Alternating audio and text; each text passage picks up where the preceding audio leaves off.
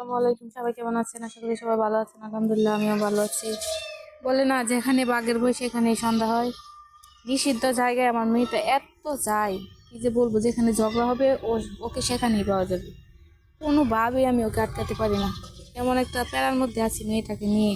কবে যে ও আমার কথা বুঝবে, নিজের মতো করে বাঁচবে, আমি অনেকটাই প্যারার মধ্যে আছি। আল্লাহ ওর ভালো করুক, ওকে বুদ্ধিমান বানা করা হলে। প্রচুর কষ্ট হয়ে যাচ্ছে একা একা ওকে সামলানো, সংসার সামলানো। এই তো বললেই তো চলবে না, প্যারার মধ্যে দিয়েও রান্না বান্না খাওয়া দাওয়া সবকিছু তো ঠিকঠাক করতে হয়।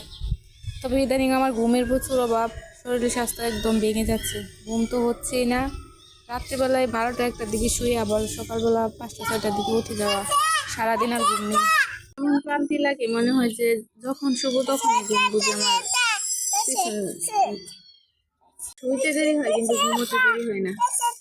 প্রচুর ঘুম পাই ইদানিং, জানি না কেন। আজ তো রোজা এসে গেছে, কিভাবে কি করবো বুঝতে পারতেছি না। যাই হোক, সকল কষ্ট বাধা বিপত্তি পেরিয়ে কালকে রোজা, দেখা যাক রোজাগুলো কেমন ভাবে কাটে। আমি চেষ্টা করি প্রতি কষ্ট হোক সবগুলো রোজা রাখার। গতবার রোজা রেখেছিলাম, এবারও চেষ্টা আছে সবগুলো রোজা রাখবো। আর দেখেন মেয়েটা এমন বিরক্ত করতেছে, যখনই কোনো কাজ করতে যাই ও ওইভাবে বিরক্ত করে। যে কোনো কাজ হোক, সেটা ঘুম, খাওয়া দাওয়া, গোসল, যাই হোক। তো দেখেন, যেটা প্রথম বলেছিলাম যে নিষিদ্ধ করার জায়গায়ও বেশি যায়, এখানে একটা লাউ গুড়ি আছে, ও সেইটার ভিতরে যাবে। আর চারপাশ থেকে লোকজন কথা বলে লাউ যেন না ছিঁড়ে, পাতা যেন নষ্ট না হয়। হয়তো ওকে ঢুকতে নিয়ে আসলাম আর ভিডিও করলাম। আজকে ভিডিওটি পর্যন্ত সবাই ভালো থাকবেন।